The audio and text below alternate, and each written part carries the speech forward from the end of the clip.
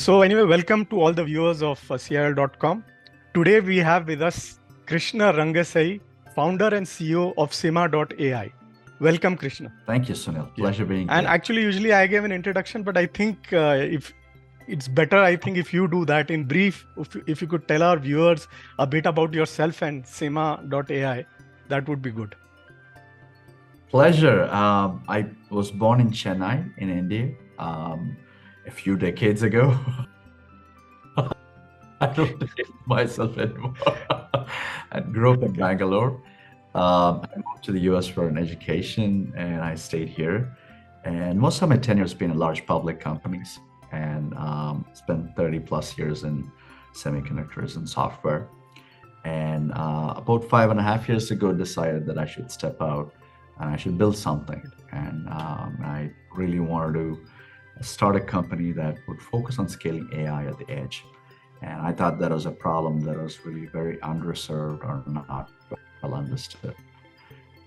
And I had a good background and I wanted to put that to use, and we started SiMa. And it's been a lot of fun since then. So in fact, your ML SoC Modalix has been in the news, but before that you said like people don't have that much of understanding of AI edge. So could you demystify edge and machine learning for our viewers before you go on to the Modalix?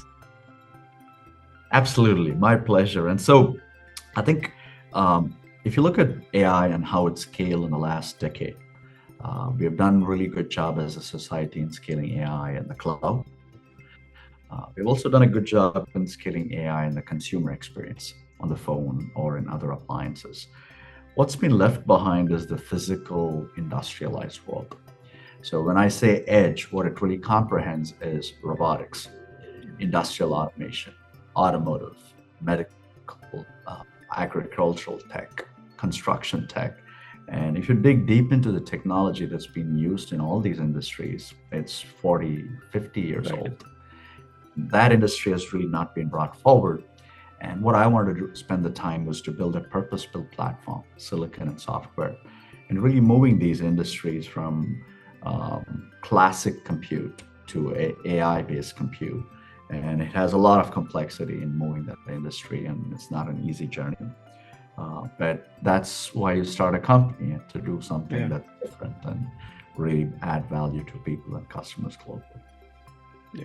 So you can maybe talk about the Modalix then, the latest product that you had. Absolutely. And so our generation 1 product has been in production now for 2.5 years. And I'll give you some background on the generation 1 and bring you to what we're doing with Modalix.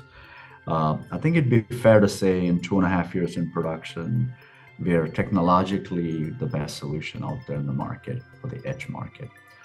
We've had the benefit of building something from scratch. It's a very software-centric architecture, and it does two things really well, maybe better than anybody else. One is from an AI, ML, ease of use, and a customer experience. I think we are definitely leading the industry. The second one is really in performance per watt. Performance matters at the edge, but performance per watt really matters even more. And even if it's not power, thermal issues limit you from deployment at the edge.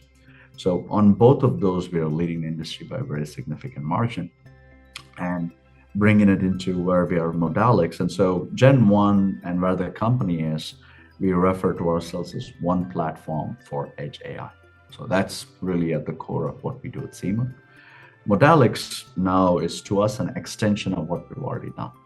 So if you look at the industry in the last 5 to 7 years, we've gone from classic computer vision to CNN-based AI models to now vision transformers, and now obviously LLMs and generative AI. And now we are seeing use cases for LLMs and generative AI come into the edge use case too. So we want to create a platform that comprehends all these different variants, from classic computer vision all the way to generative AI, all on a single platform. So that's one thing that Modalix does really well. The second thing is it's multimodal, as the name suggests. So the generation 1 emphasized computer vision problems. Now we are taking on computer vision, text, and audio. So the inputs could be audio, video, and text. The outputs also could be audio, video, and text. And the third thing that we are doing different is we are now introducing a family of devices. So we are going all the way from a small 25 teraops device all the way to a big 200 teraops device. And the very first device we are going to be sampling soon is really a 50 teraops device. So that's giving you a background on Modalix. Okay. So also I mean, you've just talked of the pure business of AI, Gen AI. I can't stop but asking, the dangers of Gen AI. Somehow, without discussing AI, you can't that is one topic which is the elephant in the room. So what are your views in that? Or maybe is chips and all are not that much scary, or what is the... No, I think any new thing introduces change, and human beings embrace change with the same emotions. It's both exciting and nervous because change is inevitable. Right. I've joked that even when we discovered fire, I'm sure there was nervousness around it too, right? You derive the benefits, but you're like, oh my God, this could burn the planet. You could hurt yourself. So I think it's human nature that I think we look through it. No doubts, any new technology goes through a hype cycle. And I think there's way more read into it in either extreme, in the benefit being too extreme or the damage being too extreme. And as life goes, something in the middle is probably more appropriate. But I trust human beings to figure out a way to manage this phase. And I definitely, in any of our lifetime, don't see a scenario where we have a Terminator moment.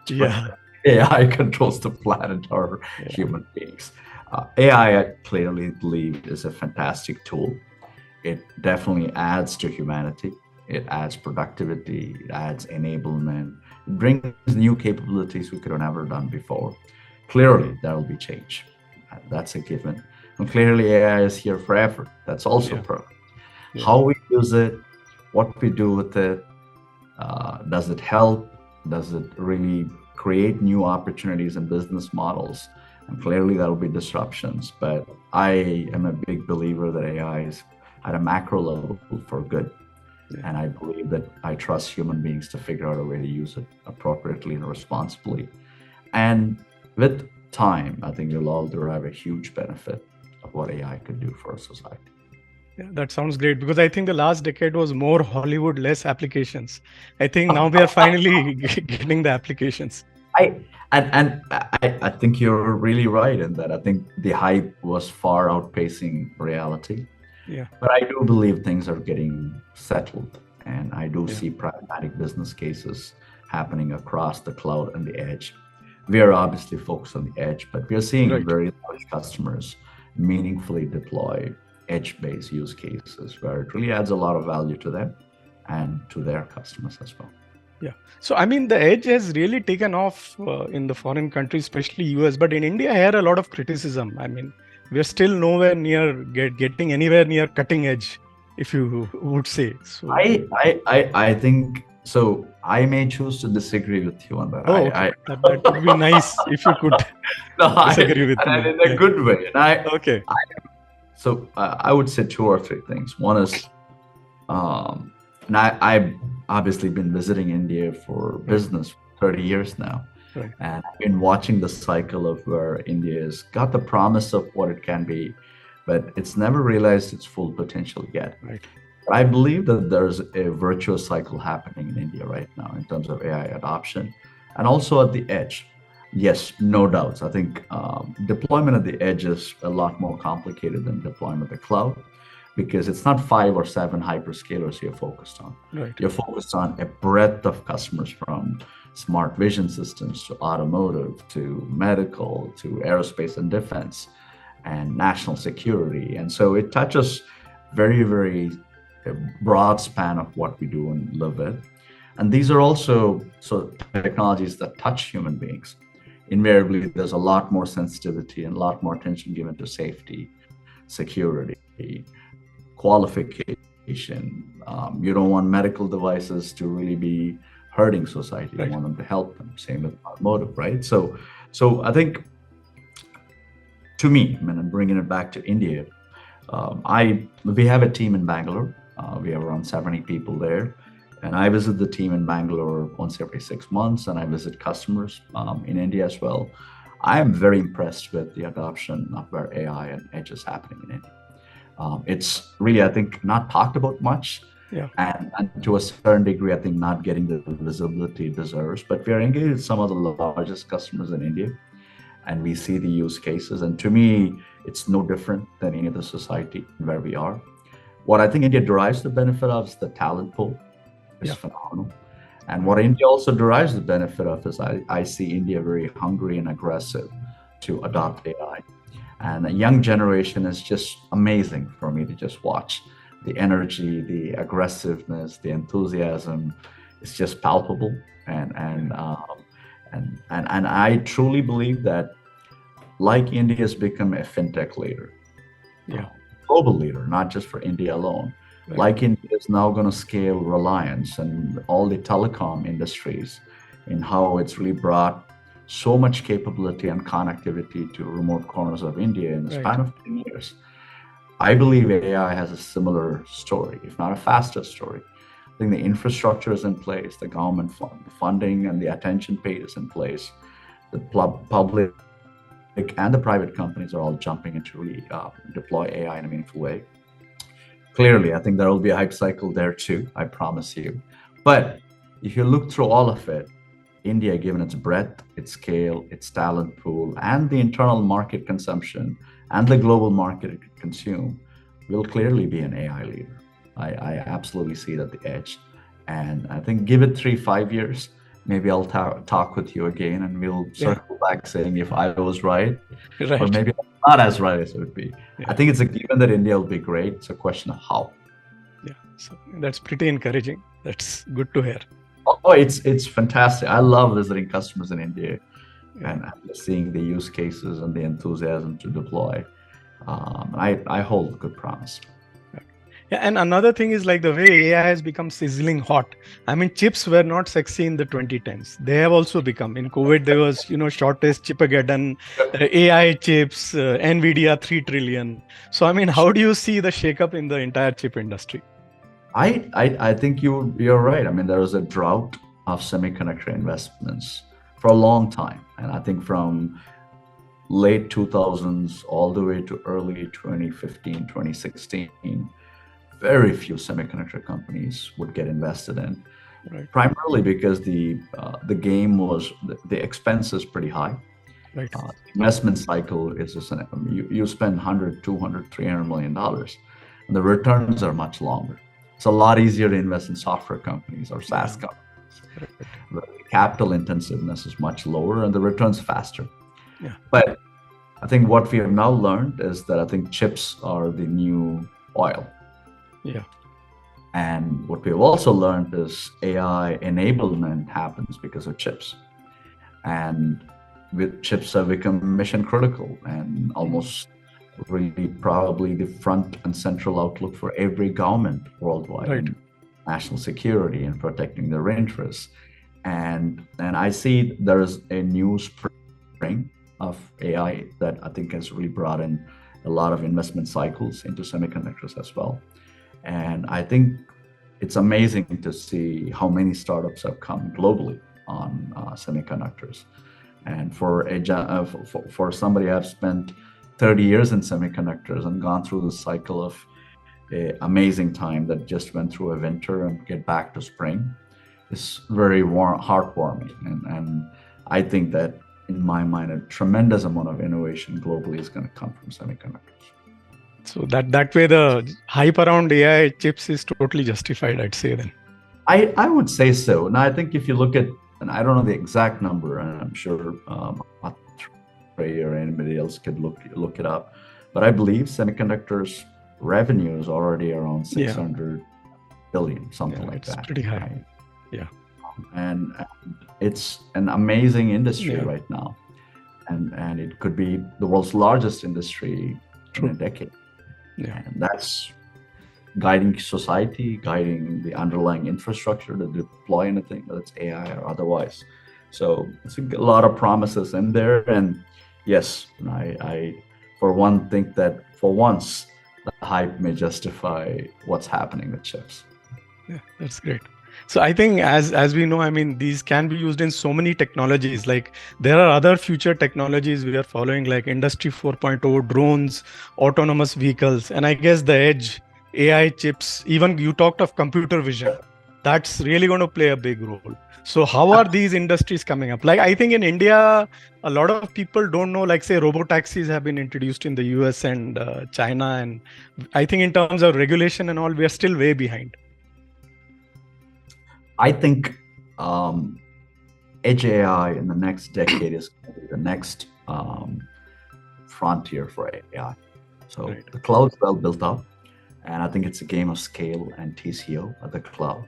Architectural innovation, deployment, the next 10 years, it's all going to be edge AI. Every application you talked about, Right. drones, cars, medical, agricultural tech, construction tech, they all hugely stand to gain from an AI deployment. But for a variety of different reasons, including that there's not been a purpose-built platform built for that, is really come in the way of deployment. But I see now, I think not only us, but a few other companies jumping in to really invest at the edge. Customers are very focused on deploying AI. And India and globally, I think you're going to see a lot of mind share and focus to really deploy AI in a big scale. Yes, I think certain geographies have taken lead, if you will, in deploying. But I would say, I think add it all up in 10, 15 years from now, it's 40, 50,000 customers globally that are all going to be deploying AI at the edge. And it's going to open a brand new set of possibilities, brand new set of capabilities. And the way we interact with every appliance is going to change. I mean, and I'm sure you grew up in India the same way I did. And for a while to watch television, we had to climb up our roof, change the antenna, direction to watch different channels, right? Right. Then the remote control, and it was like, wow, such a huge revolution. And then now you talk to your TV. Right. So that similar phase of transition is now going to happen in everything.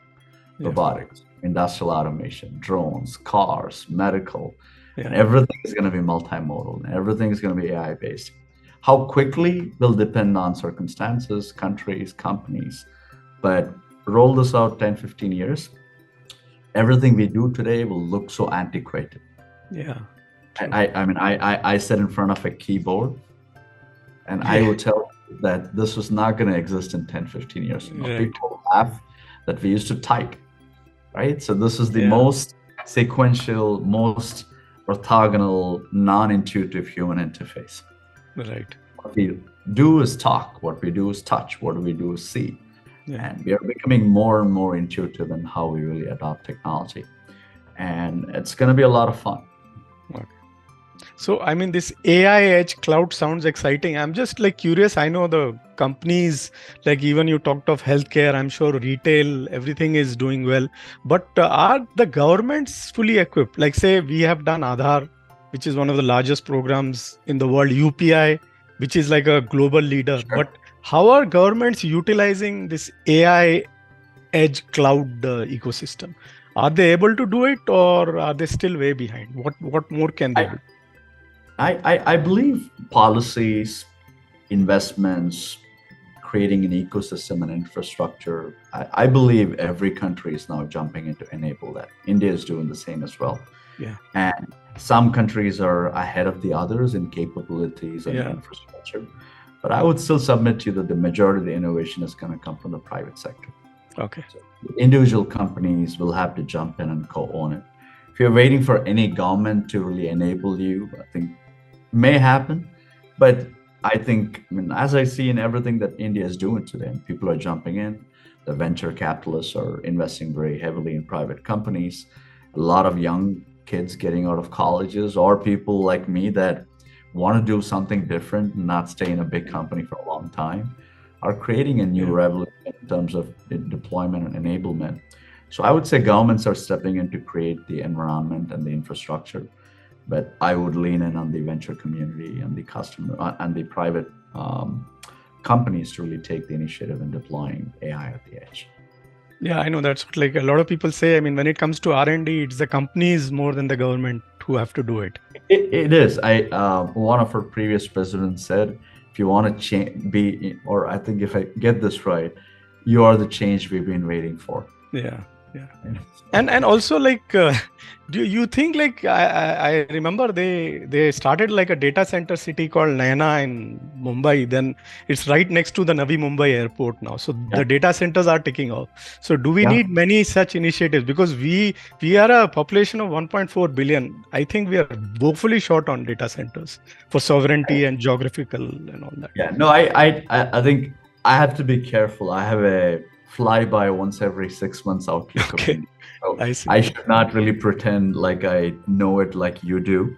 Yeah. I see an enormous infrastructure deployment that's going to be happening in India from my perspective.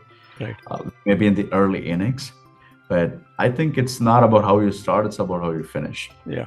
I think India has got all the potential and the capacity to step in. Yes, 1.4 billion people is amazing population. And then that's going to work for you because to a certain degree, they're mostly young and they're all about really deploying and delivering technology and building India's future.